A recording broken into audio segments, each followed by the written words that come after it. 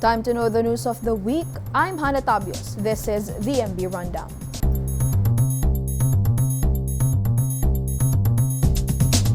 President Rodrigo Duterte met with Chinese counterpart President Xi Jinping for his fifth state visit to China.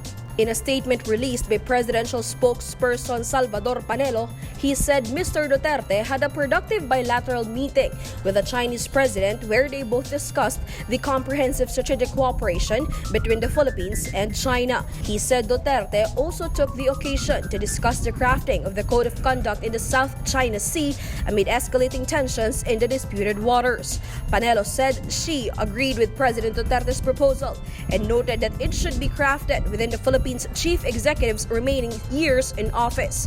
However, the Chinese president reiterated his position in not recognizing the 2016 arbitral victory of the Philippines' claim in the West Philippine Sea. But the palace said despite the conflicting positions, their differences will not derail the relationships of the two countries. In fact, President Duterte also raised a possible joint exploration between the Philippines and China in the West Philippine Sea. The meeting also produced 6 signed agreements for cooperative measures and assistance, such as in the areas of education, science and technology, economic growth, among others.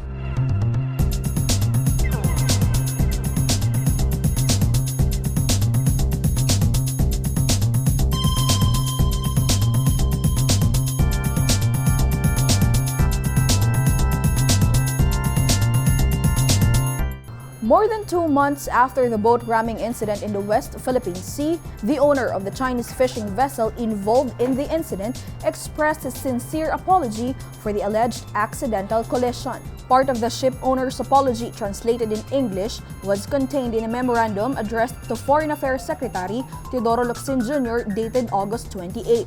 Though the owner's identity and the exact origin of the letter sender remained unclear, the owner called the incident an unintentional mistake of the Chinese fishermen. But he said he is expressing his deep sympathy to the Filipino fishermen while citing that Chinese fishing boat should take the major responsibility in the accident. The owner also requested the Philippines to file a specific appeal for civil compensation based on the actual loss. The memorandum was released ahead of President Duterte's fifth visit to China. On Thursday, Philippine Ambassador to China Chito Santa Romana said the issuance of a public apology is a development on the issue. Contrary to the claims of former Calauan Laguna Mayor Antonio Sanchez's family, the Bureau of Corrections denied ordering the release of the convicted rapist and murderer involved in the 1993 double murder case of 2 UP Los Baños students. Justice Secretary Menardo Guevara made the assurance on Wednesday amid claims made by the Sanchez family that the BuCor has issued a release order on August 20. Guevara also said the DOJ did not receive any report regarding the matter, but the former mayor's family averred that they even went to the new Bilibid prison in Muntinlupa City Tuesday last week to pick up the former mayor, citing that the release order was already on hand. But Alan Antonio Sanchez, the former mayor's son, lamented that they were informed through a text message that the release of their father was put on hold on the same day of the supposed release. In an interview, he questioned why his father is being singled out among the thousands of persons deprived of liberty or PDLs who are set to walk free within 2 months. After receiving widespread condemnation, Guevara ordered the BuCor to temporarily suspend the processing of the good conduct time allowance of inmates. He also released an order creating a task force to review the existing rules and regulations or IRR on the behavior-based sentence reductions. Meanwhile, President Duterte invoked his higher authority to block any move that would push for Sanchez's early release. According to presidential spokesperson Salvador Panelo, who happens to be one of Sanchez's former defense lawyers during his trial, his former client would be ineligible and disqualified from availing the benefits of the law since he was found guilty for committing a heinous crime. Education Department Chief Leonor Briones supports the no homework policy proposed by a lawmaker at the House of Representatives. Briones noted that DepEd already has an existing policy discouraging teachers to give homeworks during weekends issued by her predecessor, Brother Armin Luistro, in 2010. In an interview, she said there are still some schools who are not complying with the order. That's why some lawmakers proposed such bills. She added that these may give students more quality time for bonding with their family and friends. She also cited the complaints on overly congested curriculum and school requirements, hence her agreement on House Bill 3611.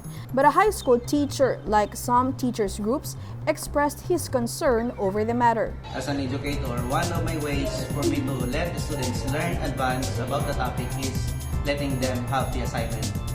With the assignment, it helps them a lot para malaman kung ano ba talaga yung topic namin.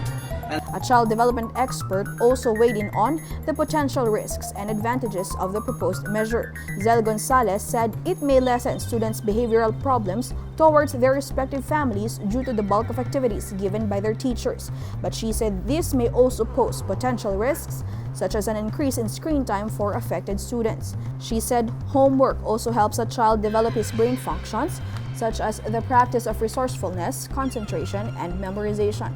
Sorsogon 1st District Representative Evelina Escudero filed the measure banning homework as a class requirement in kindergarten to grade 12. The Brazilian government will now accept foreign aid for the fire-ravaged Amazon rainforest, but with conditions, according to the country's presidential spokesman, Rigo Barros.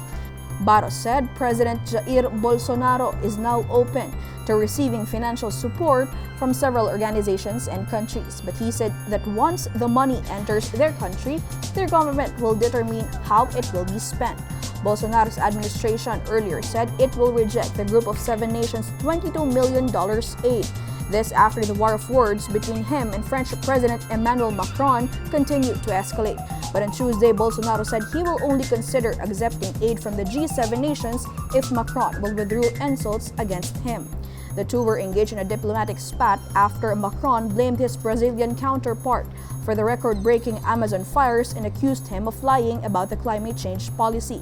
Bolsonaro also accused Macron of unreasonable attacks against his government, and the release of the G7 aid was allegedly an intent to forge an alliance with the G7 nations. Bolsonaro has long maintained that European countries are trying to gain access to Brazil's natural resources, which is home for at least 60% of the Amazon rainforest. But his critics say the spike in forest fires was intentional to clear the land for commercial interests. Meanwhile, these are the other top news of the week.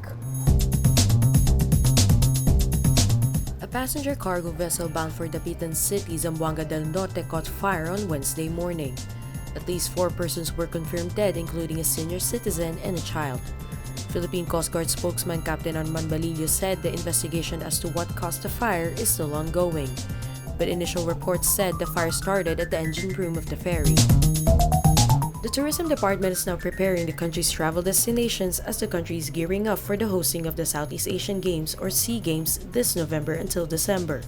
Tourism Chief Bernard Romulo Puyat said the agency does not have estimates of the number of visitors who will flock the country for the upcoming event, but they are now coordinating with the Tourism Congress of the Philippines as well as the Bases Conservation and Development Authority. She said they are also training around 9,000 volunteers who will help the conduct of the competition. Good Morning America's anchor Lara Spencer has issued an apology after mocking Prince George for taking ballet lessons. In her Instagram account, Spencer expressed her sincere apologies for her insensitive comment while the show was on air.